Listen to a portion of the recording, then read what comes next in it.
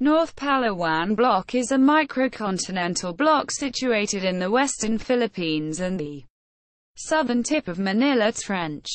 The North Palawan Block is considered to form the northeastern portion of a much larger area of block faulted and founded pre-Tertiary continental material which extends throughout the southern part of the South China Sea Basin and includes the Spratly Islands and the Dangerous Grounds area off Borneo. Hamilton, 1979. The evidence for the continental composition of the crust of this area is substantial and has been reviewed by Hamilton, 1979, and Taylor and Hayes, 1980, among others. See also Philippine Mobile Belt. List of stratigraphic formations in the Philippines.